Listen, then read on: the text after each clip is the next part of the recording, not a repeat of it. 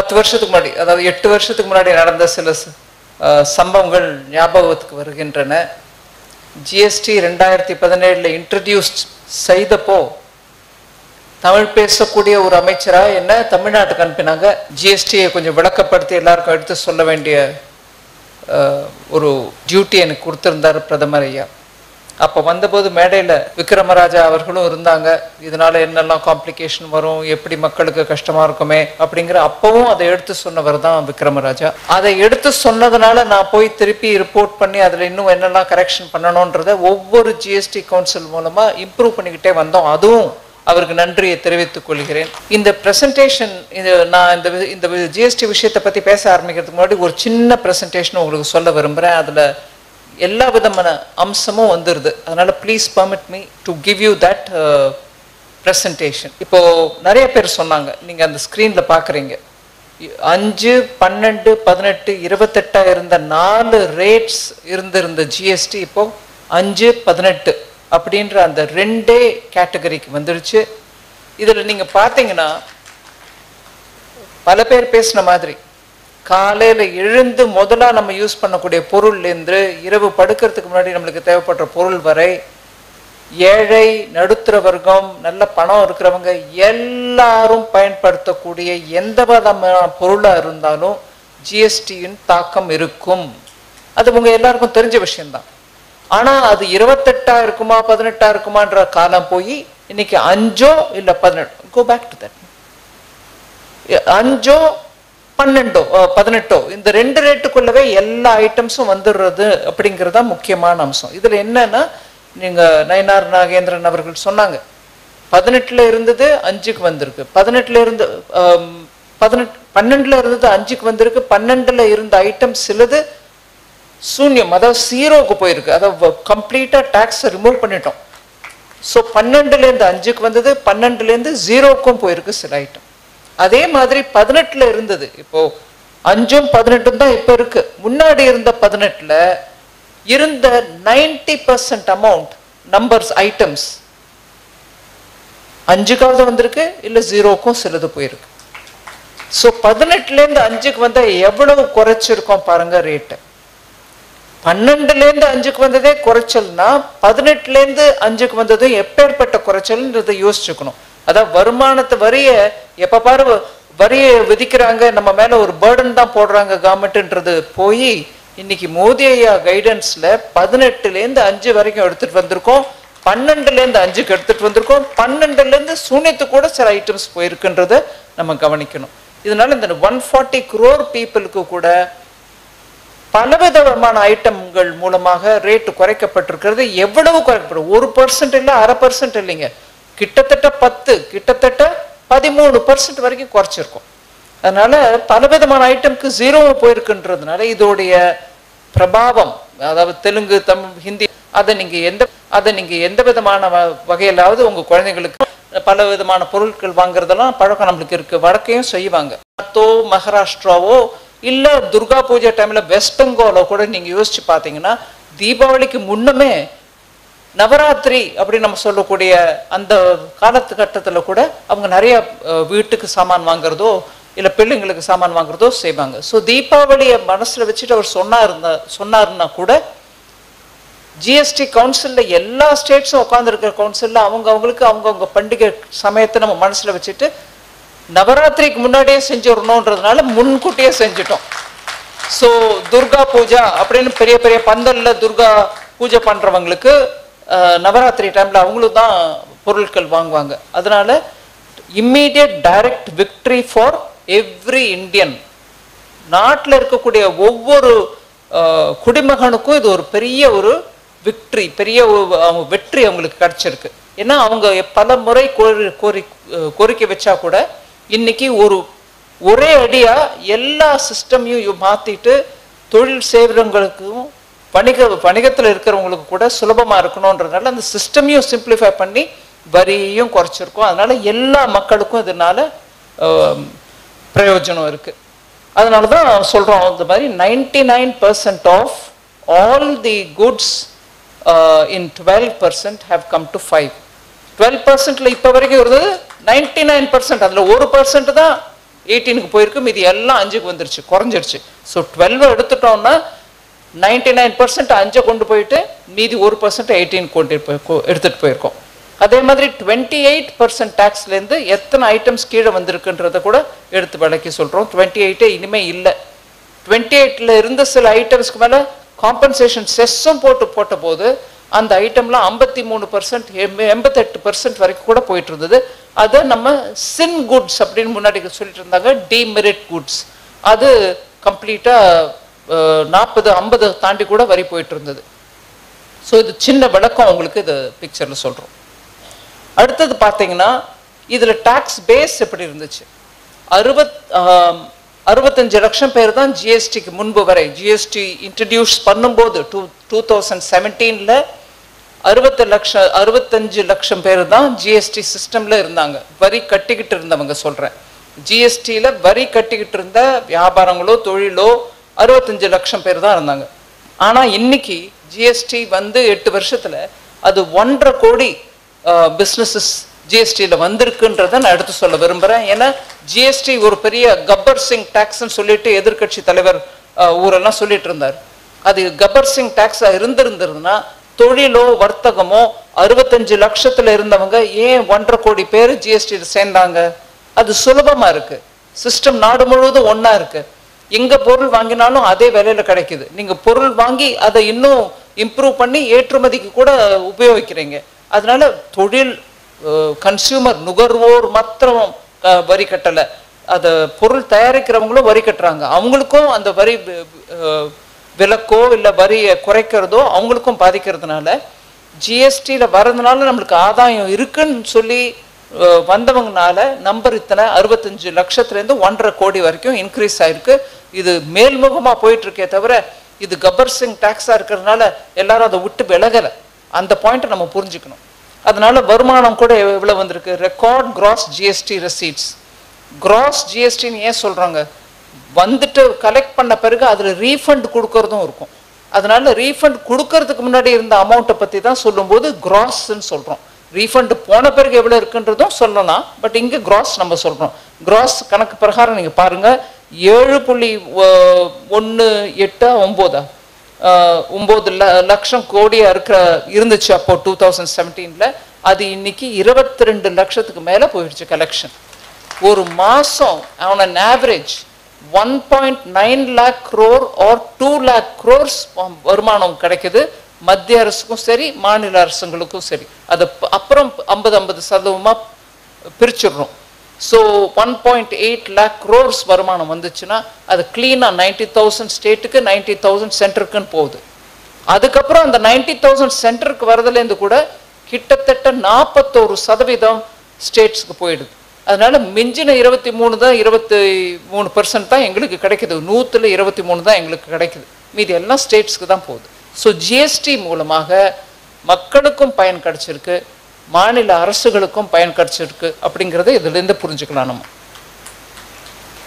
இதில் முக்கியமாக நான் சொல்ல வந்தது என்னன்னா, இது ஏதோ மத்திய அரசு இப்போ வரைக்கும் எனக்கு நல்ல ஞாபகம் இருக்கு, இந்த ரிஃபார்ம் அனௌன்ஸ் பண்ணுற முன்னாடி வரைக்கும் ஏதாவது ஒரு குறை இருந்ததுன்னா ஜிஎஸ்டியில் அதில் இப்படி இருக்கு அப்படி இருக்குன்னு குறைபாடுகள் மக்கள் சொன்னால் அதெல்லாம் மோடி ஐயா ஏன் என்ன இப்படி பண்ணுறீங்க, அம்மா நீ என்ன பண்ணிட்டு இருக்க, உனக்கு ஊறுகாய் தான் போட தெரியும், உனக்கு ஜிஎஸ்டி நடத்த தெரியாதுன்னு சொல்லிட்டு இருந்தாங்க. அதையும் நாங்கள் பொறுமையாக காதில் கேட்டுட்டு தான் இருந்தோம். அது யாரையும் சொல்லாதீங்க அப்படின்னு நாங்கள் எதிர்மறையாக பேசலை. ஆனால் நல்லது நடக்கும்போது இத்தனை நாளில் பல விதமான நல்லது நடந்திருக்கு. நான் உங்களுக்கு ரேட்டெல்லாம் காமிச்சு கொடுத்தேன், மாநில அரசுக்கு எவ்வளோ வருமானம் இன்க்ரீஸ் ஆயிருக்குன்றதையும் எடுத்து சொன்னேன். அந்த நல்லது மோடி ஐயா அம்மா ஊறுகாய் போடுற நிர்மலா மாமி யாரும் சொல்லலை. சொல்லாமல் போனால் கூட எனக்கு பரவாயில்ல, நாட்டுக்கோசம் நம்ம பண்ணுறோம், எனக்கு நல்ல பேர் கிடைக்கணும்னு பண்ணலை. சொல்லாட்டியும் இதில் புரிஞ்சிக்க வேண்டிய விஷயம் என்ன, மாநிலங்கள் எல்லா மாநிலங்களிலிருந்து வரக்கூடிய அந்தந்த நிதித்துறை அமைச்சர்கள் வந்து உட்கார்ந்து ஜிஎஸ்டி கவுன்சிலில் முடிவு எடுக்கிறாங்க. இத்தனை நாளாக பண்ண நல்லதும் அவங்களும் தான் இருந்தாங்க, இன்னைக்கு பண்ணுற நல்லதுலேயும் அவங்க தான் இருக்காங்க. அதனால தான் ஜிஎஸ்டி கவுன்சில் முடிவு எடுத்த பிறகு அன்னைக்கு ராத்திரி 11:30 மணி வரைக்கும் ப்ரெஸ் கான்ஃபரன்ஸில் சொன்னேன். முதல்ல எடுக்கும்போதே சொன்னேன், இந்த முடிவு மீடியா கேள்வி கேட்டபோது கூட கேட்டாங்க, அவர் ஆகஸ்ட் 15th பிரைம் மினிஸ்டர் சொல்லிட்டார் ரெட் ஃபோர்ட்லேருந்து, அதனால் நீங்கள் அவர் முடிவு எடுத்துக்கலாமா அப்படின்னு. ஆகஸ்ட் 15க்கு பிரதமர் ஐயா சொன்னார். அந்த முடிவு எடுத்தது ஜிஎஸ்டி கவுன்சிலில். அதனால தான் நான் இந்த புக்கில் பார்க்குறேன், இந்த இதில் தேங்க்யூ ஜிஎஸ்டி கவுன்சில்னு கூட போட்டிருக்கு. அந்த முடிவு எடுத்தது ஜிஎஸ்டி கவுன்சில் இருந்த அனைத்து நிதி அமைச்சர்களும் சேர்ந்து தான் எடுத்தாங்க. ஆனால் இது எதுக்கு நான் முக்கியமாக சொல்ல விரும்புகிறேன்னா, கெட்ட பேர் வரணும் போது இல்லை திட்டணும் போது பிரதமர் ஐயோவோ நிதி அமைச்சரோ மத்திய நிதி அமைச்சரையோ சொல்லிட்டே இருந்தவங்க இன்னைக்கு நல்ல இவ்வளோ பெரிய முடிவு எடுத்திருக்கோம், அதுலேயும் மாநிலங்களுக்கு பங்கு இருக்குன்றதை நானே எடுத்து சொல்ல விரும்புகிறேன். அதனால தான் ஜிஎஸ்டி கவுன்சில்லையும் நான் சொன்னேன். அந்த ப்ரெஸ் கான்ஃபரன்ஸில் வந்து எடுத்து சொன்ன போது நான் சொன்னேன், மாநிலங்களிலிருந்து வந்திருக்கக்கூடிய நிதி அமைச்சர் எல்லாருக்கும் நன்றி சொல்ல விரும்புகிறேன். ஏன்னா அவங்க எல்லாரும் சேர்ந்து ஒத்துழைச்சு இந்த முடிவு எடுக்கணும்னு முடிவு எடுத்தாங்க. ஏன்னா மக்கள் நலன் கோரி வரி விகிதத்தை குறைக்கிறோங்கும் போது அந்த நன்மையை மக்களுக்கு போய் சேர விடாமல் தடுக்கிறதுக்கு யாருக்கு மனசில் தைரியம் இருக்கும்? ஜிஎஸ்டி கவுன்சிலில் இதை பற்றி ரொம்ப சர்ச்சையாச்சா, டிஸ்கஷன் வந்ததா, டிபேட் ஆச்சான்னு என்ன மீடியா கேட்டே இருந்தாங்க. அன்னைக்கு ராத்திரி விளக்கி சொன்னேன், இந்த ப்ரொபோசல் எல்லா ஐட்டம் 357 ஐட்டம் நினைக்கிறேங்க, சப்ஜெக்ட் டு கரெக்ஷன் 350, 51, 52, 57, 350க்கு குறையாத அவ்வளவு ஐட்டம்ல விலையை குறைச்சிருக்கோம், ரேட்டை குறைச்சிருக்கும். விலைன்னா வரியை குறைச்சிருக்கும். 350க்கு மேற்பட்ட ஐட்டம்ல குறைச்சிருக்கும். ஒன்று. ரெண்டாவது, 2 ஸ்லாப், 4 இல்லை 5, 12, 18, 28 இல்லாமல் 2 ஸ்லாப், 5, 18 தான். அந்த ஸ்லாபையும் 2ஆக குறைச்சிருக்கோம். இதை தவிர மக்கள் தொழில் செய்பவர்களுக்கு 3 நாளில் உங்கள் ரெஜிஸ்ட்ரேஷனை உங்களுக்கு கொடுக்கறதுக்கான சிஸ்டமை கிளீன் பண்ணியிருக்கிறோம். பேசும்போது சிலர் சொன்னாங்க, கிளாசிஃபிகேஷனால வரக்கூடிய விவகாரம் கோர்ட்டுக்கு போகுது, கோர்ட்டில் ஒரு ஸ்டேட்டில் இருக்கிற கோர்ட்டு ஒரு விதமாக சொல்லுது, இன்னொரு ஸ்டேட்டில் இருக்கக்கூடிய கோர்ட்டு இன்னொரு விதமாக சொல்லுது. ஆக மொத்தத்தில் தொழிலில் இருக்கிறவங்களுக்கு புரிய மாட்டேங்குது, இது எந்த ஐட்டமுக்கு நான் எந்த அமௌண்ட் வரி செலுத்திட்டு நான் மக்களுக்கு இதை விற்கணுன்றது புரியாத பலவிதமான கன்ஃபியூஷன் நடந்துட்டு இருந்துச்சு. அதனால கிளாசிஃபிகேஷனுக்கு கூட நிறைய டைம் ஒதுக்கி அதை அனலைஸ் பண்ணி கிளாசிஃபிகேஷனை சிம்பிளிஃபை பண்ணோம். உங்களுக்கு நல்லா ஞாபகம் இருக்கும், அதுவும் தமிழ்நாட்டில் சோஷியல் மீடியா நல்லா பார்க்குறவங்களுக்கு இந்த உதாரணத்தின் மூலமாக அதை சொல்ல விரும்புகிறேன். இந்த கிளாசிஃபிகேஷன் இஷ்யூவோட விவகாரம் எவ்வளோ தூரம் போகுதுன்றதை நம்ம புரிஞ்சுக்கிறதுக்கு ஒரு உதாரணம் சொல்ல விரும்புகிறேன். ராஜஸ்தானில் ஜெய்ப்பூரில் ஜிஎஸ்டி கவுன்சில் மீட்டிங் நடந்துச்சுங்க. அப்போ உத்தரப்பிரதேச அரசு ஜிஎஸ்டி கவுன்சிலை கேட்டாங்க, எங்களுக்கு கீழே தரமட்டத்தில் நீங்கள் பார்த்தீங்கன்னா பிஸ்னஸஸ் ஆளுக்கு ஒரு பக்கமாக ஒவ்வொரு டேக்ஸ் போடுறாங்க. ஆக்சுவலாக 12% வரி கொடுக்க வேண்டிய ஐட்டமை 5% வரியில் காமிச்சு கொடுத்துட்டு 5% தான் வரி கட்டுவோம் அப்படின்னு சொல்கிறாங்க. ஆனால் அந்த கேட்டகரி ஐட்டமுக்கு 12% கட்ட வேண்டிய நிர்பந்தம் இருந்தாலும் கட்டுறதில்ல. ஏன் கட்டுறதில்ல? கிளாசிஃபிகேஷனில் இது அங்கே போகலாம், அது இங்கே வரலாங்கிற மாதிரி கன்ஃபியூஷன் வருதுங்க அப்படின்னாங்க. அது என்ன விவகாரம்னு பார்த்தா உங்களுக்கு நல்லா ஞாபகம் வரும். நான் இப்போ சொன்னேன்னா எனக்கு எந்த விதமான சங்கோஜமும் இல்லை அந்த உதாரணத்தை சொல்கிறதுக்கு. பாப்கார்ன், உப்பு போட்ட பாப்கார்னா, சாக்லேட்டு சக்கரை போட்ட பாப்கார்னா? ரோட் சைடில் நம்ம ஊரில் எல்லா கிராமப்புற பொருள்களையும் விற்பாங்க. நிலத்தில் அந்த பாப்கார்ன் அந்த மக்கா சோளத்தை எடுத்துகிட்டு வந்து அந்த சோளத்தை பொறிச்சு அது மேலே உப்பு தூவி கொடுக்கறதா இல்லை அதுக்கு மேலே சர்க்கரை தூவி கொடுக்கறதான்றது அது ஒரு சின்ன ரோட் சைட் வியாபாரம். இதில் அது சில சமயம் ஒரு பேப்பர் பொட்டலமாக கட்டுறதோ இல்லை ஒரு பிளாஸ்டிக் பொட்டலத்தில் கட்டு மெழுகுவத்தியில் அப்படி காமிச்சா அது சீலாயிடும், மக்கள் எடுத்துகிட்டு போவாங்க வீட்டுக்கு. இந்த வியாபாரம் பண்ணுறவங்க, சின்ன ரோட் சைடில் வியாபாரம் பண்ணுறவங்க மேலே வரி இல்லை, முன்னையும் இல்லை, இப்பவும் இல்லை, நாளைக்கும் இல்லை. ஏன்னா அதெல்லாம் சின்ன சின்ன தொழில், சிறு குறு தொழில் மேலே எப்போதும் இல்லை. ஆனால் இதையே ஒரு ஃபேக்ட்ரியில் அவங்க நம்கீன் அப்படிங்கிற பேரில் உப்பு போட்ட பாப்கார்னு இல்லை சாக்லேட் பாப்கார்ன் போட்டு அது மேலே பிராண்டு போட்டு விற்றாங்கன்னா அவங்க மேலே வரி. அந்த வரியில் 5% உப்புக்கு 18% சாக்லேட்டுக்குன்னு கிளாசிஃபிகேஷன் இருந்துச்சு. இதை கொஞ்சம் விளக்கி கவுன்சில் எங்களுக்கு சொல்லணும்னு சொல்லி உத்தரப்பிரதேஷ் கேட்டப்போ நாங்களும் விளக்கி எடுத்து சொல்லி நான் அதை மீடியாவில் சொன்னேன். கேள்வி கேட்டாங்க மீடியாக்காரங்க, இங்கே இருக்கீங்க நிறைய பேர். அந்த கேள்விக்கு பதில் சொன்னவொடனே என்னது இந்த நாட்டில் ஒரு நிதி அமைச்சர் வந்து பாப்கார்ன் வேலையை பற்றி அவங்க இவ்வளோ பப்ளிக்ல ப்ரெஸ்ல சொல்ல வேண்டிய தேவை வந்துருச்சான்னு எல்லாருக்கும் கிண்டலாக இருந்துச்சு. வரி ஒவ்வொரு ரூபாயும் அதுக்கு கொடுக்க வேண்டிய பதிலும் அதுக்கு ஏற்புடையதா இருக்குதா இல்லையான்றதை எடுத்து சொல்றதும் கடமை எல்லாருக்கும் இருக்கு, மத்திய நிதி அமைச்சருக்கும் இருக்கு.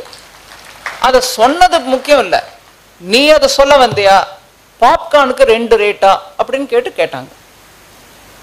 சரி, அதையும் எடுத்துக்கணும். நம்ம ஒரு கிரிட்டிசிசமை நான் எப்போ இருந்தாலும் தயங்காம ஏற்றுக்குவேன்.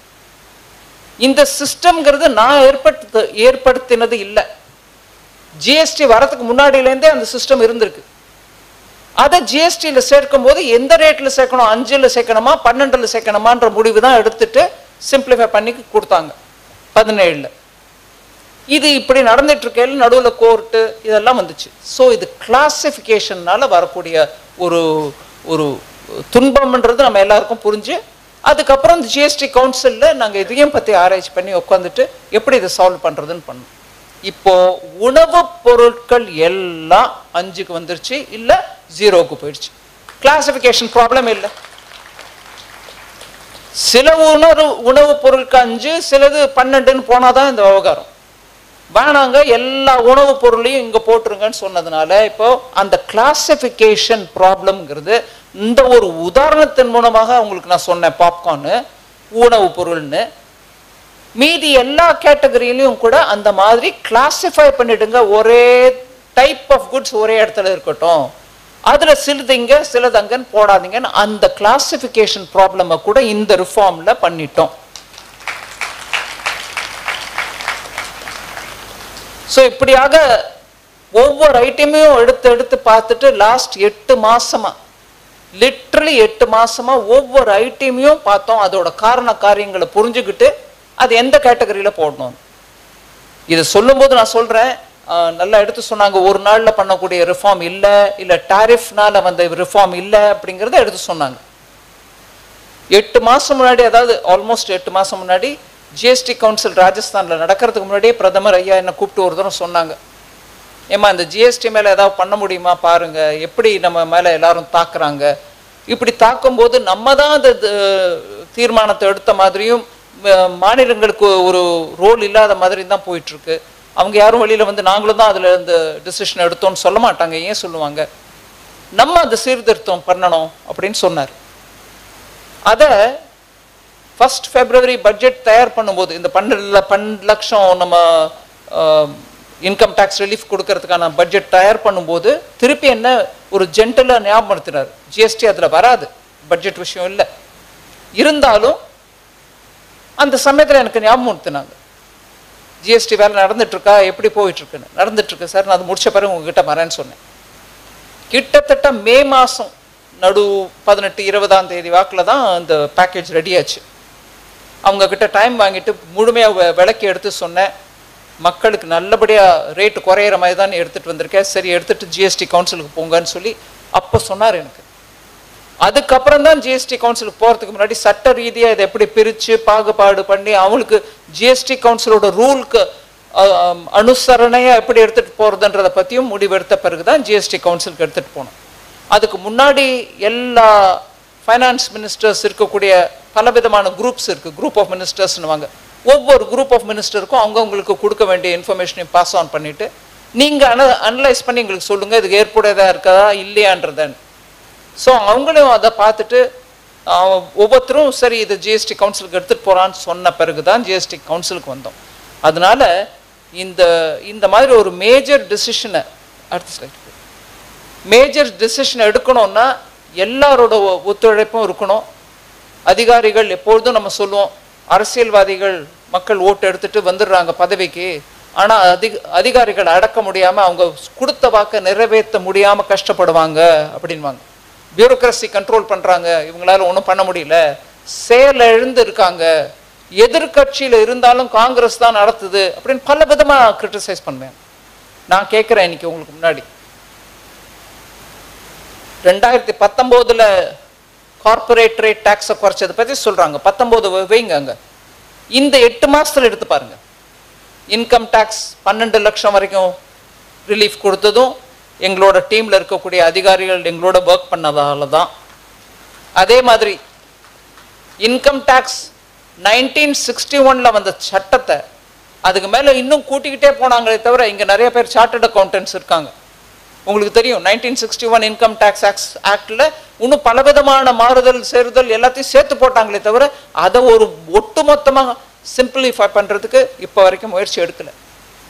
அந்த ஒட்டுமொத்தமாக அதை சீர்திருத்தம் பண்ணுறதுக்கான வேலையும் இந்த லாஸ்ட் 8 மாதத்தில், நான் ஜூலை பட்ஜெட்டில் சொன்னேன் இன்கம் டேக்ஸ் மாற்றி காட்டுவோம், அதுவும் இதே சமயத்தில் நடந்த அந்த இன்கம் டேக்ஸ் ஆக்டோட டிராஃப்ட் பார்லிமெண்ட்டில் ஸ்டாண்டிங் கமிட்டிஸ் இருக்கும், செலக்ட் கமிட்டிஸ் இருக்கும். செலக்ட் கமிட்டிக்கு போய் செலக்ட் கமிட்டியில் தீவிரமாக அதை ஆராய்ச்சி பண்ணி சரியா இருக்கா இல்லையான்னு அவங்க கொடுத்த சஜஷன்ஸ் எல்லாத்தையும் கூட நாங்கள் பார்த்துட்டு அதுக்கப்புறம் அந்த இன்கம் டேக்ஸ் லாவையும் பாஸ் பண்ணிட்டோம். சுலபமாக எல்லாரும் புரியறது விதமாக மாற்றப்பட்ட இன்கம் டேக்ஸ் ஆக்ட் 1961 அப்புறம் இப்பதான் அந்த ஆக்டை தொட்டு இருக்காங்க. நம்ம அதை மாறுதல் செய்து பார்லிமெண்ட்ல பாஸ் பண்ண வச்சோம். இந்த 8 மாசம் தான். அதே 8 மாசத்துல இந்த ஜிஎஸ்டி மொத்தமா சிம்பிளிஃபை பண்ணி கிளாசிஃபிகேஷன் ப்ராப்ளம் இல்லாம பண்ணி இதுல பலவிதமான சிஸ்டம் ரிஃபார்ம் இருக்கு. அதுல ஒண்ணு நான் சொன்னேன், ரெஜிஸ்ட்ரேஷன் பண்ண வந்தவங்க கம்பெனியில் முதல் முறையாக ஆரம்பிக்கிறீங்க இல்லை தொழில் பண்ணுறீங்க, உங்களுக்கு ஜிஎஸ்டியில் ரெஜிஸ்டர் பண்ணணும், வந்தவங்களுக்கு 3 நாளில் ரெஜிஸ்ட்ரேஷன் பண்ணி கொடுக்குறோம் அப்படின்னு சொன்னோம். அதே மாதிரி உங்களோட ரீஃபண்ட் சிறு குறு தொழில்களுக்கு அதே கஷ்டம்.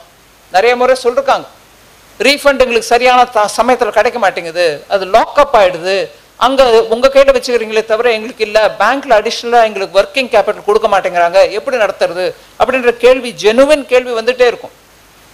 இந்த ரிஃபார்ம் மூலமாக உங்களுக்கு 100 ரூபா ரீஃபண்ட் வரணும் அப்படின்னு இருந்ததுன்னா 90 ரூபாய் ஆட்டோமேட்டிக்காக உங்களுக்கு கொடுத்துட்றோம், கேள்வி கேட்பதில்லை. 90% ரீஃபண்ட் உங்களுக்கு ஆட்டோமேட்டிக்காக போயிடும். மீதி 10% வேற ஏதாவது மிஸ்ஸிங் இருக்குதான்னு பார்க்கறதுக்கு வச்சுக்கிட்டு அதையும் இல்லைன்னா அந்த 10%ஐயும் கொடுத்துருங்க அப்படின்ற அந்த சீர்திருத்தமும் இந்த மூலமா வந்திருக்கு. ஸோ எல்லா விதத்துலையும் சிஸ்டமும் ரிஃபார்ம் ஆயிருக்கு, கிளாசிஃபிகேஷன் ப்ராப்ளமும் சால்வ் பண்ணிட்டோம், மெஜாரிட்டி குட்ஸை எடுத்துட்டு போய் 5லையும் போட்டுட்டோம். அதனால இது ஒரு பெரிய ஒரு சிஸ்டம் கிளீனிங் ரிஃபார்ம். ஸோ இதன் மூலமா ஜிஎஸ்டி ரிஃபார்ம்னு சொல்றதுக்கு மாத்திரம் இல்லை, ஜிஎஸ்டி ரிஃபார்ம் இருக்கவே இருக்கு. ஆனா ஒரு பொருள் வாங்கி நான் இன்னொரு பொருளா அதை தயார் பண்ணி ஏற்றுமதி பண்றேனோ உள்நாட்டில் வைக்கிறேனோ பொருளுடைய இன்புட் காஸ்டும் குறைய போகுது. நாட்டில் ஒரு பெரிய விதமான ஒரு மாறுதல் ஏற்படுறதுக்கான வாய்ப்பு இந்த ஜிஎஸ்டி ரிஃபார்ம் மூலமா வந்திருக்கு. இதை ரிஃபார்ம் பண்றதுக்கு 5 விதமான பாயிண்ட் மனசுல வச்சுட்டு பண்ணணும். டெய்லி யூஸ் ஐட்டம்ஸ்ல மாறுதல் வருமா, ஏழைகளோ இல்லை நடுத்தர வர்க்கத்தில் இருக்கிறவங்களுக்கான டெய்லி யூஸ் ஐட்டம்ஸ் எல்லாத்தையும் நம்ம கவர் பண்ணுறோமா, விவசாயிகளுக்கு உதவியா இருக்குமா, அதே மாதிரி சிறு குறு தொழிலுக்கு அவங்களுக்கு முதலீடு போட்டு வாங்கக்கூடிய பொருட்கள் இப்போ இன்னும் கொஞ்சம் குறைச்ச விலையில கிடைக்குமா. 5வது ஃபைனலா நாட்டுக்கு நம்ம நாட்டு எக்கானமி நல்ல விதமா சீக்கிரமா வளர்றதுக்கு வேணுங்கிற சில செக்டர்ஸ் இருக்கு, அந்த செக்டர்ஸ்க்கு இதனால பெனிஃபிட் வருமா அப்படின்ற அந்த 5 மூலமா தான் நாங்கள் இந்த சிஸ்டம் மாறுதல ஒரு பிரின்சிபல்டு பாலிசி ட்ரிவன் எக்ஸசைஸாக பண்ணோம். ஏதோ எங்களுக்கு இங்கே தோணுச்சு, எனக்கு பிடிச்சவர் அங்கே பண்ணிக்கிட்டு இருக்காரு இந்த தொழிலில், இல்லை அந்த ஸ்டேட்டுக்கு வேணும் அதனால அவங்களுக்கு பண்ணுங்கன்னு இந்த ரேண்டமாக பண்ணாமல் 5 பாலிசி பிரின்சிபல்ஸ் வச்சுக்கிட்டோம். அந்த பாலிசி பிரின்சிபல்ஸ் மூலமாக ரேட்ஸை ஒன்றுத்துலேயும் ரேட்டை அனலைஸ் பண்ணோம். இதில் 5த்தையும் சர்வ் பண்ணுதா இல்லை 5ல் ஒன்றுத்தையாவது சர்வ் பண்ணுதா அப்படின்னு பார்த்துட்டு தான் அந்த ரிஃபார்ம் பண்ணோம். அதனால இது ஒரு பெரிய ரிஃபார்ம், எக்கானமிக்கு சீக்கிரமாக வளரக்கூடிய இந்த நிலையில் இருக்கும் பாரத நாட்டை விகசித் பாரத், அதாவது முழுமையாக வளர்ச்சி அடைஞ்ச ஒரு நாடாக உருவாக்கணுன்ற அந்த பிரதமருடைய அந்த நோக்கத்தை சீக்கிரத்தில் நிறைவேற்றுறதுக்கான ஒரு வழிமுறைன்னு நாங்கள் நினைக்கிறோம். ஸோ டேக்ஸ் ரிஃபார்ம்ங்கிறது நம்ம நாட்டில் எப்பொழுதும் நடக்காத அளவுக்கு டைரக்ட் டேக்ஸும் ரிஃபார்ம் பண்ணியிருக்கோம், இன்டைரக்ட் டேக்ஸையும் ரிஃபார்ம் பண்ணியிருக்கோம். இது மக்கள் வரவேற்பு இருக்கணும்னு நான் எதிர்பார்க்குறேன். இது அனௌன்ஸ் பண்ண அன்னிலேருந்து தொழில் வர்த்தகம் எல்லாரும் அவங்க தரப்புலேருந்து ஸ்டேட்மெண்ட் கொடுத்துருக்காங்க. இங்கே இருக்கிறவங்க எல்லாரும் அதை பற்றி பேசினாங்க. நேற்று கூட உட்காந்து யாரோடய பேசிகிட்டு இருக்கும்போது சொன்னேன், எனக்கு மெசேஜ் இப்போ தான் வந்திருக்கு. ஒவ்வொரு பெரிய கம்பெனியும் சொல்கிறாங்க நாங்கள் கட்டாயமாக மக்களுக்கு இதை பாஸ் ஆன் பண்ணுவோம் அப்படின்ட்டு. நடுவில் மீடியா மூலமாக எல்லாமோ செய்தி வரது இல்லை நாங்கள் பாஸ் ஆன் பண்ண மாட்டோம்னு சொன்னதாக நான் அதுக்கப்புறம் ஆச்சரியப்பட்டுருந்தேன். இன்னும் மீடியாவில் இப்படி வருது ரிப்போர்ட்டுன்னு. இல்லைங்க, எல்லா கம்பெனியும் அவங்க தரப்புலேருந்து சொல்லிகிட்டே இருக்காங்க, நாங்கள் பாஸ் ஆன் பண்ணுறோம், மக்களுக்கு இதை பாஸ் ஆன் பண்ணுவோம். ஒவ்வொரு கம்பெனியும் சொல்லியிருக்காங்க. நான் லிஸ்ட்டு கையில் எடுத்துகிட்டு வரல. அதில் பல விதமான HUL, Hindustan Unilever limited, Godrej அப்படின்னு டாபர், இன்னும் பல கம்பெனிகள் அந்த மாதிரி சொல்லியிருக்காங்க. மக்களுக்கு அவங்க எல்லாரும் அந்த ரேட்டை பாஸ் பண்ணுவாங்கன்ற நம்பிக்கை எனக்கு இருக்குது. இங்கேயும் மேடையில் நான் அதே பேச்சை தான் கேட்டேன். உங்கள் அனைவருக்கும் நன்றி. மோடி ஐயா மக்களுக்கு நலன் கோரி செஞ்சார் இந்த ரிஃபார்மை. நம்மளும் நம்மளுடைய சைட்லேருந்தும் அந்த மக்களுக்கு அந்த ஆதாயம் போய் சேர வேண்டிய முயற்சி எடுக்கணும். அதோடு இல்லாமல் இந்த புக்கு இன்னைக்கு ரிலீஸ் ஆகிருக்கு இங்கிலீஷும் தமிழ்லையும். இதில் சிஸ்டம் ரிஃபார்ம் என்ன, அதை தவிர நான் இப்போ சிம்பிளாக கொஞ்சம் 1-2 விஷயங்கள் எடுத்து சொன்னேன், அதையும் எலாபரேட் பண்ணி சொல்லியிருக்காங்க. கடைசி 2 செக்ஷன் ரொம்ப முக்கியம். தமிழ்நாட்டுக்கு இந்த ஜிஎஸ்டி ரிஃபார்ம் மூலமாக எந்தெந்த பொருட்கள், நம்மளும் சோப்பு, டூத் பேஸ்ட்டு, எண்ணெய் பல நாட்டில் இருக்கக்கூடிய எல்லா பகுதியிலையும் யூஸ் பண்ணுற மாதிரி யூஸ் பண்ணால் கூட தமிழ்நாட்டுக்கென சில குறிப்பிட்ட பொருட்கள் இருக்கின்றன. அந்த பொருட்களோட லிஸ்ட்டும் கொடுத்துருக்கோம். அதை தவிர இந்த லாஸ்ட் செக்ஷனில் இப்போது பவானி ஜமக்காலம், தஞ்சாவூர் பொம்மைகள், தென்னை நாரோட பண்ணக்கூடிய பொருட்கள், அப்படியாக ஒவ்வொரு ஐட்டமையும் கொடுத்து அது எந்த ரேட்டுக்கு குறைக்கப்பட்டிருக்குன்னு சொல்லி அது எந்த பகுதியில் இருக்கக்கூடிய தொழிலுக்கு அது உதவியாக இருக்குன்றதையும் எடுத்து சொல்லியிருக்காங்க. ஸ்பெசிஃபிக்கலி தமிழ்நாட்டுக்கு இதனால் என்ன இம்பேக்ட் இருக்குன்றதை தமிழ்லையும் ஆங்கிலத்திலையும் நல்லபடியாக எடுத்து சொல்லியிருக்காங்க. இது தவிர கடைசி செக்ஷனில் செக்டர் வைஸ் இப்போது அவங்க கொடுத்துருக்க உதாரணம் ஃபார்மர்ஸ் அண்ட் இரிகேஷன், விவசாயிகளுக்கு இதன் மூலமாக என்ன கிடைக்கிது, என்னென்ன ஐட்டம்ஸ்லாம் குறைச்சிருக்காங்க, எந்த மாவட்டத்துக்கு அது இமீடியட்டாக பெனிஃபிட்டாக இருக்கும் அப்படின்றதையும் எடுத்து சொல்லியிருக்காங்க. Vehicles and mobility, personal care, house hold, kitchen, பாத்திரம், வீட்டுக்கு உபயோகப்படுத்த பாத்திரத்தை கூட ரேட்டு குறைஞ்சிருக்குன்றதை எடுத்து சொல்லியிருக்காங்க. அதனால் இந்த புக்கை நீங்கள் பார்த்தீங்கன்னா உடனடியாக உங்களுக்கு ஒரு இண்டெக்ஸ் மாதிரி எல்லாம் கிடைச்சிரும். என்னெல்லாம் ரிஃபார்ம், என்ன பொருள் விலை குறையுது. அதனால் இதை கொஞ்சம் எல்லாருக்கும் டிஸ்ட்ரிபியூட் பண்ணுங்கள், எல்லாரும் அதனால் பயனடைவாங்க. மக்களுக்கும் மக்கள் இந்த தொழில் வர்த்தகம் எல்லாருக்கும் சேர்த்து போட்டு இந்த ஜிஎஸ்டி மூலமாக நல்ல ஒரு தாக்கம் ஏற்படும் நான் நினைக்கிறேன். இந்த வாய்ப்பு அளித்த உங்கள் எல்லாருக்கும் நன்றி. இந்த சிட்டிசன்ஸ் ஃபோரம் நல்ல இந்த மாதிரி ஒரு இனிஷியேட்டிவ் எடுத்து நடத்துகிறாங்க. அவங்கள ஆர்கனைஸ் பண்ணுற ராகவன், சுந்தர்ராமன், பாஸ்கர், முரளி, உங்கள் எல்லாருக்கும் என்னுடைய வாழ்த்துக்கள். நீங்கள் எல்லாரும் ஒரு ஞாயிற்றுக்கிழமை காலையில் வந்து இந்த நிகழ்ச்சியில் பங்கேற்றது அனைவருக்கும் நன்றி தெரிவிச்சுக்கிறேன். Thank you very much.